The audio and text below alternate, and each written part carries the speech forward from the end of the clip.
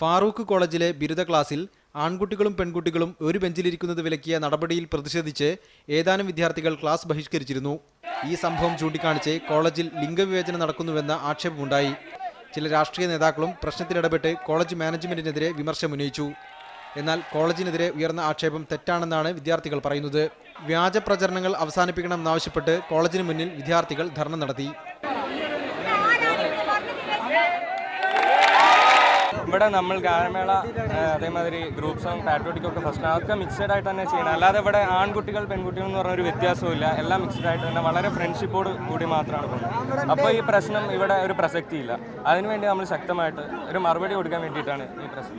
എങ്ങനെയാണോ ബോയ്സും ഗേൾസും മിങ്കിൾ ബാക്കിയുള്ള കോളേജ് ചെയ്യുന്നത് അതുപോലെ തന്നെ ഞങ്ങൾ ഈ കോളേജിൽ ഫ്രീ ആണ്. ഇത് വെറുതെ ഞങ്ങൾക്കെതിരെ വർഗീയ വിഷം കുത്തിവെക്കുകയാണ് ചെയ്യുന്നത്. ഞങ്ങളുടെ കോളേജിനെതിരെ വെറുതെ ഇങ്ങനെ ആരോപണം ഉന്നയിക്കുന്നത് ഒരിക്കലും ശരിയല്ല.